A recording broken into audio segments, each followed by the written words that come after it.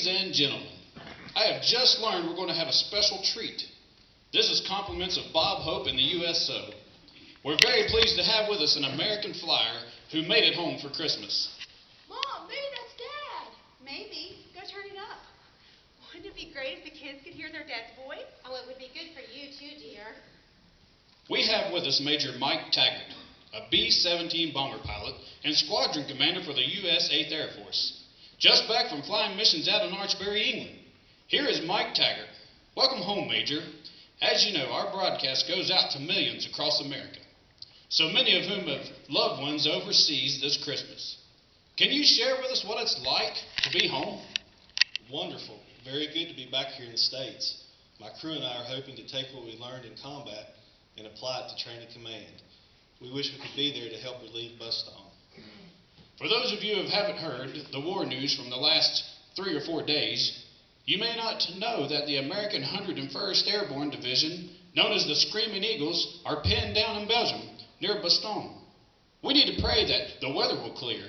Then we could relieve those troops. I understand that the German commander has called for surrender. It looks that way. We all know that loose lips sink ships. But tell us, what were the missions like for the folks out at Archbury? Archbury? That's where Danny is. Initially, we had shortages of equipment, but we came through it and took it to them. All through the summer and through the fall, through Normandy and beach landings in Holland, we never stopped. We also never stopped losing people. I lost 3 people out of my original crew. Then I kept losing boys. God forgive me, I put them there. But you are home for Christmas, and that's what counts. It's not easy for any of those folks, and we need to remember that as our loved ones come home. Let's give the Major a hand.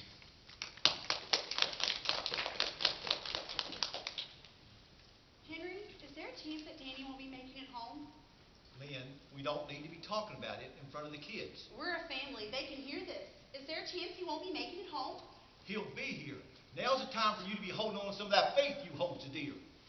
Well, if that isn't the pot calling the kettle black. Eileen, I don't need this from you. Not right now.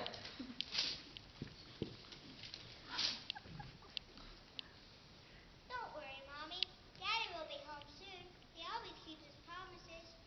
Daddy promised me in his letter that he would be home by Christmas Eve. I know, honey. But sometimes things happen, and we can't keep our promises, no matter how hard we try. You understand, don't you? I'll tell you what, kids. Why don't we go find the perfect hiding place to jump out of when Uncle Sean and Daddy come driving up?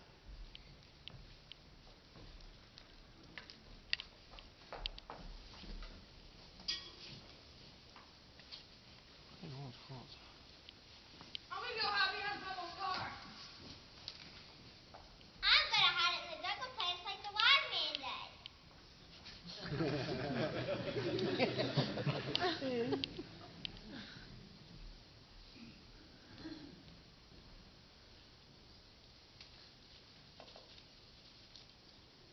Well, looky there. It's a sad state of affairs you're trying to blame this on our grandchildren. Henry,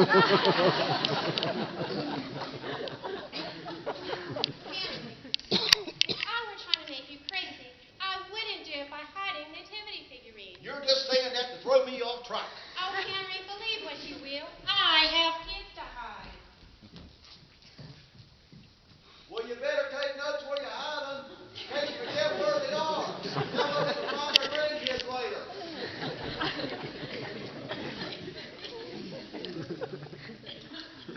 How have you held on, Henry?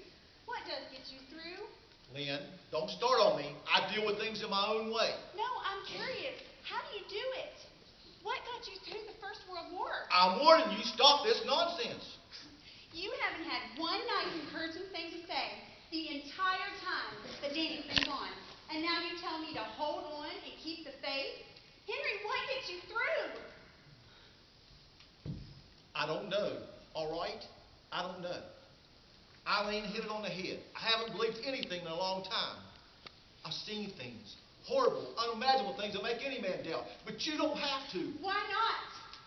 I thought that if I prayed long and hard enough, that Danny would survive all of his missions, that God would have to bring him back to me. What makes me more special than anyone else?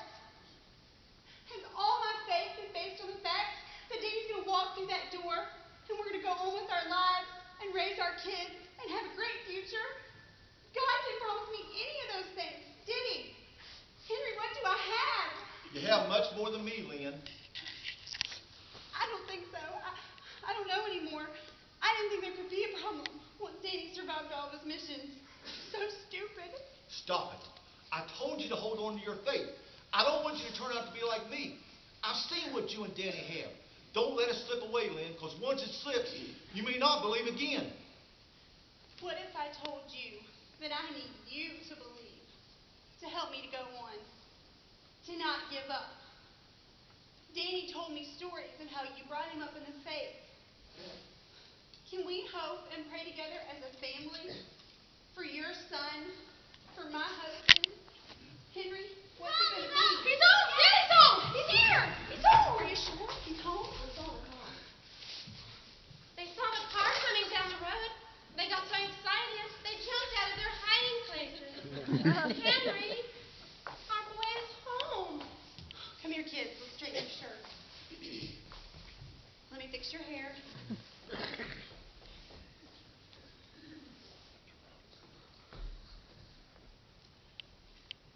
Come on, kids, let's look for him. Let's look for him.